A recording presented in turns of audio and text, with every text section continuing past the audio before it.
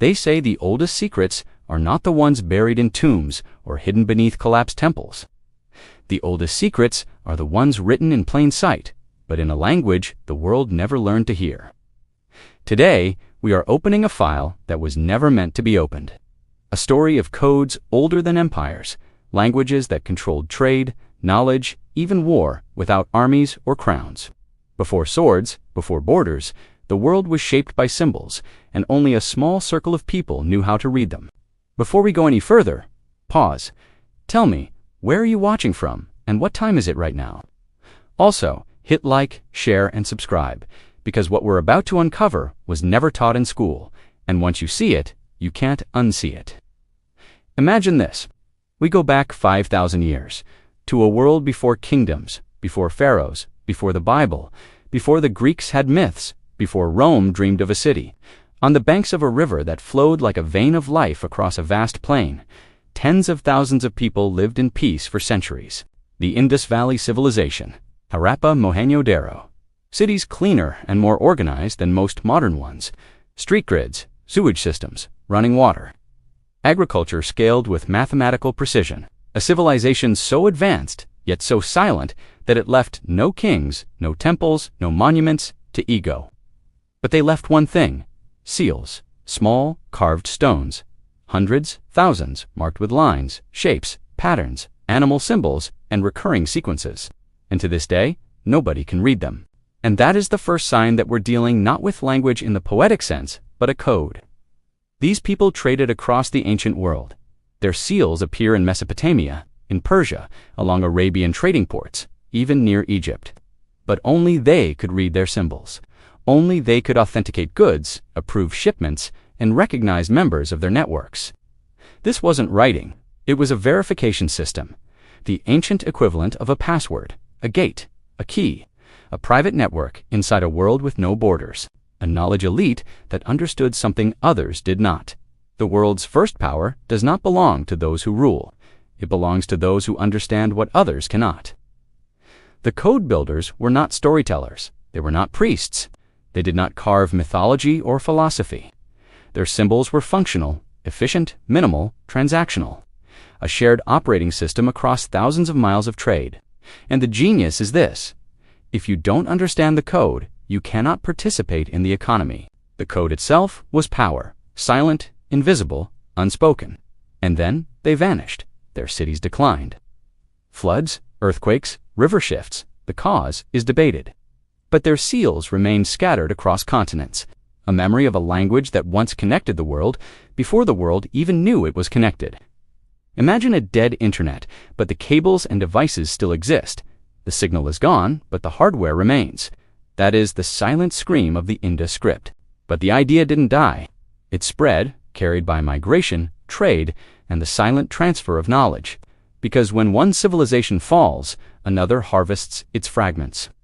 So our story travels west to the first city-states of Mesopotamia, where clay tablets began to carry symbols of grain, livestock, resource movement, and it's here that writing becomes writing, or so we're told.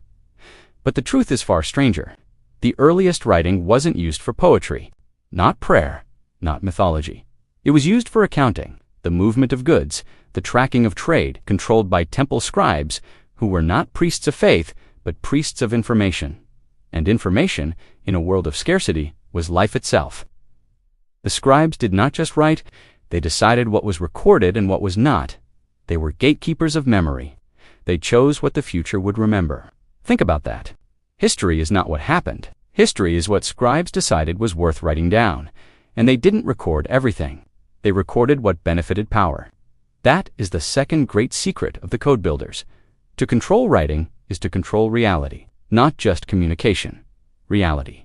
Now we move again, across the sea, because the next evolution of code did not happen on land. It happened with the Phoenicians, the great maritime traders, the ones who controlled the Mediterranean long before Rome. They built ships that could outrun storms. They discovered sea routes others swore were impossible, yet no one knew their maps. No one could follow their courses. Why? Because they developed symbolic coastal codes, carvings on rocks viewable only from the sea.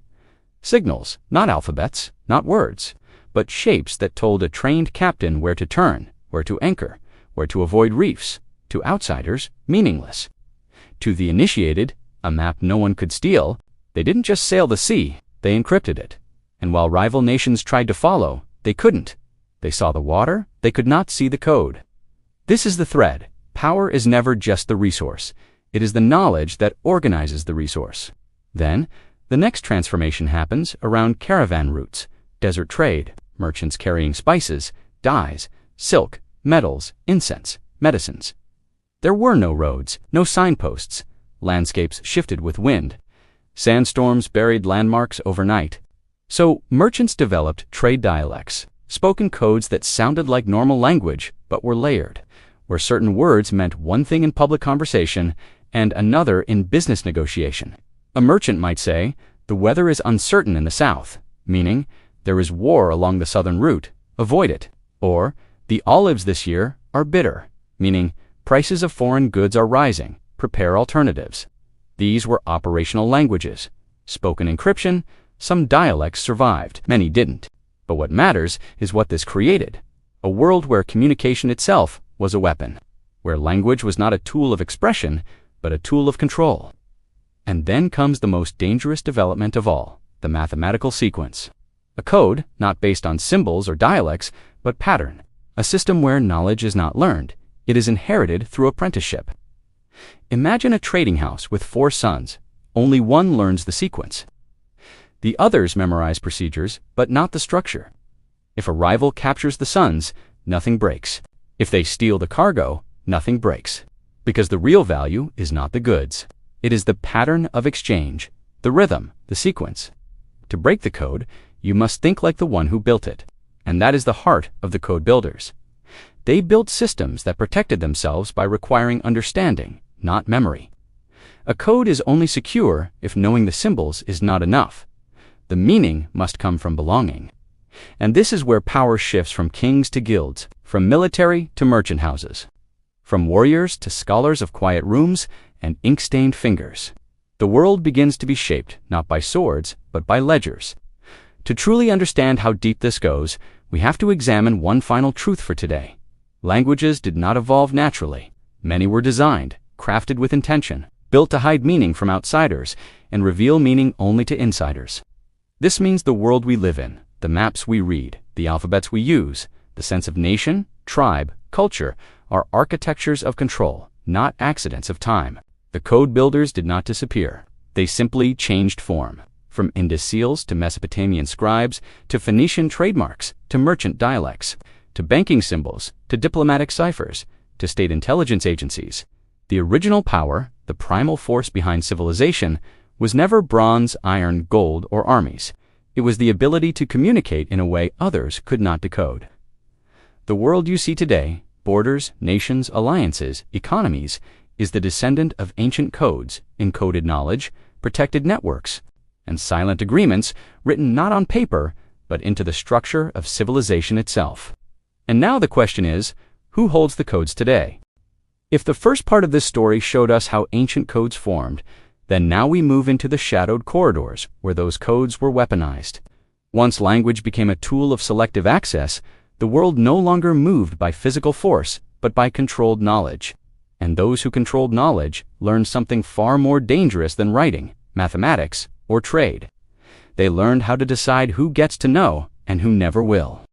Because once information can be controlled, it becomes the purest form of power. Power that does not need armies, violence, or threats.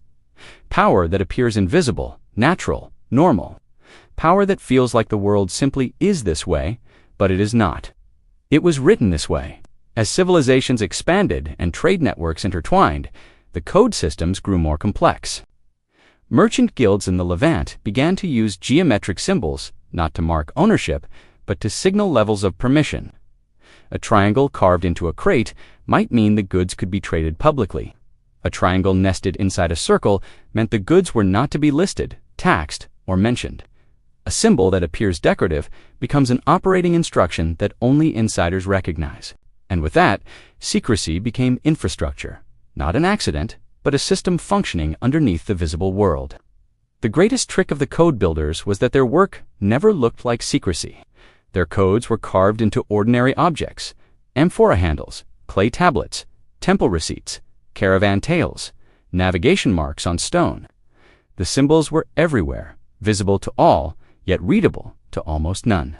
The world walked past signs of hidden networks every single day and never knew what it was looking at. That is the perfect disguise, a secret that does not need to be hidden because everyone assumes it means nothing. And then, something critical changes. The code is no longer just about movement of goods, but the movement of people, loyalties, and beliefs. Because once you can decide how goods move, you can decide where cities rise. And once you decide where cities rise, you can decide which kingdoms grow. And when you decide that, you effectively shape empires. Not with armies, not with conquest, but through silent guidance. A whisper disguised as trade law, a symbol carved into a ledger, a shift in pricing recorded in code. A king may feel powerful sitting on a throne, but if he does not understand the economic language that sustains his realm, he is only acting power he does not actually possess. This is why the code builders always worked in the background. They lived quietly. They avoided monuments, titles, declared authority. The more silent they remained, the more influence they held. A king who believes power is his becomes predictable. A ruler who believes the world bends to his command becomes blind to the hands that write the rules beneath him. The code builders did not defeat kings. They guided kings. They made kings believe that their decisions were their own. And that is the highest form of power, to lead someone to your desired conclusion while they believe it was their idea. As centuries passed, the old scripts evolved. Phoenician trademarks gave rise to alphabets. Alphabetic language made literacy possible, but literacy did not democratize knowledge. It simply created layers. Public writing became the language of stories, myth, law, and record. The real knowledge, the operational layers, the merchant codes, the diplomatic ciphers, the sequences of influence, were taught privately, passed only through lineage, guild, or closed apprenticeship. This is where the idea of initiates is born, not mystical, structural. Then comes the period where these systems crystallize into the visible world. The birth of states, kingdoms begin to formalize bureaucracy. And within bureaucracy, we find the earliest archives, controlled memory banks. But archives are not just storage. They are filters. The archive becomes a gate. If the record does not enter, it does not exist. If the record is altered, memory itself is rewritten. If the record is hidden, reality can be controlled. At this point, communication, trade, diplomacy, law, and timekeeping all fall under the domain of coded knowledge. And from this emerges the most powerful class in ancient civilization, the scribes. A scribe is not simply someone who writes. A scribe is someone who decides what is written. A scribe is someone who understands the code beneath language, the structure beneath trade, the signals beneath diplomacy. A scribe is someone who can change history with a stroke of ink. The code builders became scribes not because they sought prestige, but because the archive was the final battlefield. To control memory is to control time itself. When empires begin to collapse, and they all do eventually, the scribes do not fall with them. They simply move their knowledge to the rising center of power. They are not loyal to kings or dynasties. They are loyal to the continuity of the code itself. Their work is not temporal. It is generational. This is why when civilization shifts to Greece, the scribes appear in Alexandria. When Rome rises, they appear in the cursus publicus, the imperial bureaucracy. When Islamic trade networks expand, they reappear in diplomatic translation houses and merchant guild schools. When the medieval banking system emerges in Italy, they manifest as accountants. Keepers of the books who invented double-entry bookkeeping, the mathematical code that controls modern finance, the same structure, evolving, adapting, always hidden behind function. The code builders became mathematicians. Mathematicians became navigators. Navigators became mapmakers. Mapmakers became bankers. Bankers became advisors.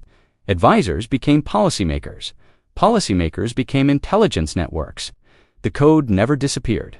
It simply changed domains. Today, we call it cryptography. Today, we call it algorithmic systems. Today, we call it data access, clearance levels, institutional memory, classified records, proprietary software, encryption keys. But the principle is identical to the indices. Only those who belong may know. Only those who know may act. Only those who act may influence. and the rest believe the world is random. So now ask yourself, if the world you see, the maps, the laws, the systems, all descend from ancient controlled communication networks, then how much of the world you live in today is designed without you realizing it? How many decisions do you think are yours, when in truth, they were structured by the language, information, and frameworks you were allowed to learn? How many meanings are invisible to you because no one taught you the code beneath the words?